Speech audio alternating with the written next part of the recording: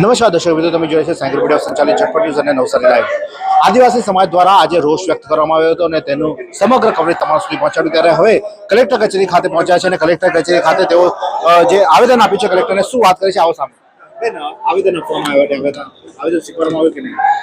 હા, આવેદન સ્વીકારવામાં આવ્યું છે મેમ દ્વારા, અને એમણે અમને વિશ્વાસમાં લઈ અને અગાઉના જે કંઈ પણ એમના જે પ્લાનિંગના જે કાર્યક્રમો છે એમાં આદિવાસી આગેવાનોને વિશ્વાસમાં લઈ અને ચર્ચા કરવાની વાત કરી છે।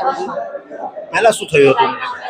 પહેલા અમે નગરપાલિકા પર ગયા હતા અને ત્યાં કમિશનરશ્રીને આવેદનપત્ર આપવા ગયા હતા, પણ ત્યાં અમારી સાથે બહુ ખોટું થયું છે।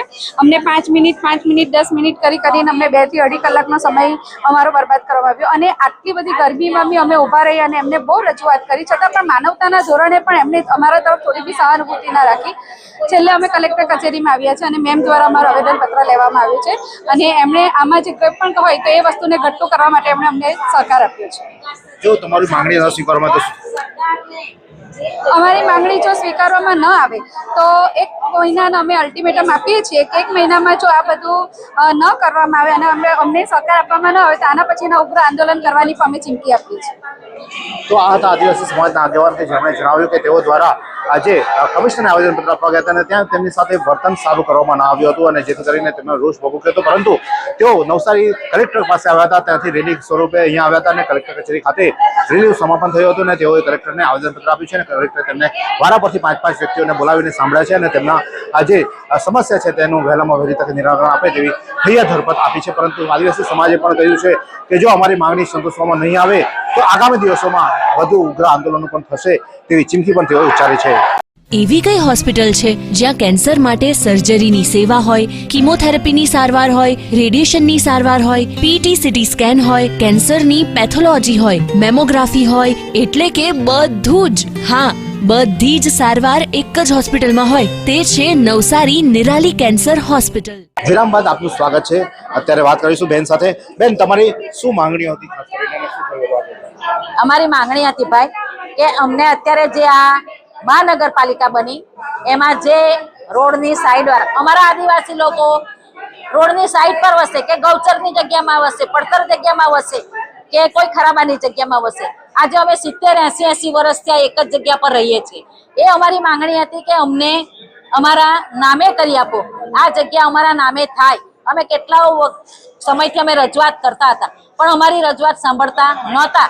હવે આજે અમારી રજૂઆત તો નથી સાંભળી, પણ આજે અત્યારે એ લોકો હવે એ સરકારે એવો નિયમ બહાર પાડ્યો છે કે જે ખરાબાની જગ્યા છે, જે આ ગૌચરની જગ્યા છે, એ બધી સરકાર એના હસ્તક લેવા માંગે છે। તો અમે બધા વસતા છે, આ માણસો ક્યાં જવાના?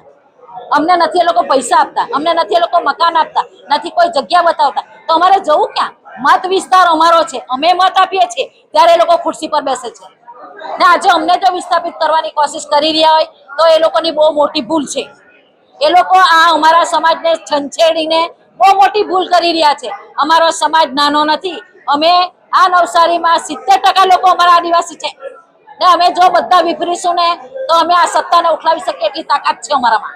પણ જે અમે એટલું શાંતિપૂર્ણ અને શાંતિ રીતે આ રેલી લઈને આવ્યા હતા, પણ કમિશનર સાહેબે અમારી શાંતિની રેલી સ્વીકારી નહીં, અમને મળવાને મોકો દીધો નહીં। તો હવે અમારે આનું શું સમજવું કે આદિવાસી માટે આ કમિશનર સાહેબ યોગ્ય નથી, અમે તો એવું વિચારી લીધું છે ને હવે પછી આ જે ચૂંટણી આવી રહી છે 10 દિવસ પછી, એમાં અમારો સખતમાં સખત વિરોધ છે। અમે કોઈ પણ કાર્યકર્તાને કે કોઈ પણ આગેવાનોને અમારા મોહલ્લામાં કે ફળિયામાં કે શેરીમાં ઘૂસવા દેશું નહીં। વિરોધ કરશો તમે? વોટ આપવા જશો? ના, નહીં આપવા જઈએ, વિરોધ નહીં, કે કોઈ પણ આગેવાન અમારા મોહલ્લામાં આવી શકે નહીં। અમે આજે કાલથી જ સવારે બેનર લાગી જશે અમારા દરેક મોહલ્લામાં કે આ જે આદિવાસી એરિયો છે એમાં કોઈ પણ જે પણ કાર્યકરો ઉભેલા છે એ લોકોએ કોઈ અમારા મોહલ્લામાં પગ મૂકવો નહીં। બહિષ્કાર કરો છો તમે? બહિષ્કાર, અમે ચૂંટણીનો બહિષ્કાર કર્યો છે। આજે અમારી સાથે કોઈ નથી, આજે અમારી જોડે કોઈ નથી, કોઈ સભ્ય આવીને ઉભી રહ્યા છે કે કોઈ તલાટી, કોઈ માણસ આવીને, મોટું માણસ, કોઈ સરપંચ આવીને ઉભી નથી રહ્યું અમારી જોડે। આજે અમારે જાતે ખુદની લડાઈ ખુદે લડવું છે તો પછી અમારે બીજાને વોટિંગ આપવાની જરૂર જ નથી, એટલે વોટ અમારા એરિયામાં લેવા આપતા પણ નથી, કેમ કે બધી જ હકની લડાઈ જાતે જ અમારે લડવું છે। તો પછી તમે જીતે શું સારું ને આવે શું સારું અમારા એરિયામાં? બસ અમારે આદિવાસીને એક જ એ છે કે આદિવાસીને અમને ઇન્સાફ મળે ને જ્યારે ત્યારે અમને આદિવાસીને ટાર્ગેટ બનાવે સરકાર કે ગમે ત્યાંથી ફસાડી દે છે. નાના નાના છોકરાઓને લઈને રોડ પાસે નીકળી જાય છે. એ લોકોને કોઈ રહેવા જગ્યા નથી મળતી, નથી કઈ આપી શકતા સરકાર. એવું તો ના ચાલે ને. જો આ માંગણી સ્વીકારવામાં ન આવે તો શું કરવામાં આવશે? આ માંગણી સ્વીકારવામાં ના આવે અમે 1 મહિનાની રાહ જોઈશું. 8 થી 16 તારીખ સુધીમાં અમને શું જવાબ મળે છે એની અમે રાહ જોઈશું. 1 મહિના પછી અમે એક આંદોલન, આનાથી ભવ્ય આંદોલન કરીશું. આવતી 16 તારીખ પછી કોઈ બી તારીખે અમારું ભવ્ય આંદોલન હશે જો આનો કોઈ જવાબ ન આવે તો. તો તમે સાંભળ્યું કે કઈ રીતે આદિવાસી સમાજમાં રોષ ભભૂક્યો છે અને આદિવાસી સમાજ દ્વારા પોતાનો રોષ વ્યક્ત કરવામાં આવે છે, પોતાની જે માંગણી છે તે સંતોષવા માટે તેઓ માંગ કરી રહ્યા છે. ત્યારે આગામી દિવસોમાં શું થાય તે જોવું રહ્યું, પરંતુ અત્યારે હાલમાં આદિવાસી સમાજમાં રોષ ભભૂકી ઉઠ્યો છે. આ જ પ્રકારના અનવા સમાચાર માટે જોતા રહો સાંઈ ગ્રુપ મીડિયા સંચાલિત ઝટપટ અને નવસારી લાઈવ. 22 વર્ષથી દરરોજ લાખો જીવનોમાં આશા અને આરોગ્યનું પ્રકાશ આપતી Kejal life in multi speciality hospital. અદ્યતન સુવિધા સાથેની હોસ્પિટલ, અનુભવી ડોક્ટરો અને ટેકનોલોજી સહિત ઓપરેશન થિયેટર્સ, આઈસીયુ અને એનઆઈસીયુ વિભાગ, 24 કલાક ચાલતી ઇમરજન્સી સર્વિસીસ, મેડિકલ સ્ટોર અને લેબોરેટરીની સુવિધા પણ ઉપલબ્ધ છે. હોસ્પિટલ સેવાઓ જેમ કે ઓર્થોપેડિક વિભાગ, મગજ અને સ્પાઇન વિભાગ, યુરોલોજી અને હૃદય રોગ વિભાગ, જનરલ સર્જરી વિભાગ, ઈએનટી અને ગેસ્ટ્રોએન્ટરોલોજી વિભાગ, બાળ રોગ વિભાગ, ફિઝિયોથેરાપી સુવિધા, ડેન્ટલ, મનોચિકિત્સા વિભાગ, સ્કિન એસ્થેટિક અને પ્લાસ્ટિક સર્જરી વિભાગ અને 800થી વધુ ડાયાલિસિસ કરતું નવસારીનું એકમાત્ર ડાયાલિસિસ સેન્ટર. પરિવાર દીઠ 10 લાખ સુધીની પ્રધાનમંત્રી જન આરોગ્ય આયુષ્માન યોજના કાર્ડની સુવિધા અને વાહન અકસ્માતના સમયે 50,000 સુધીની વાહન અકસ્માત સહાય યોજના અને કેશલેસ સુવિધા પણ ઉપલબ્ધ છે.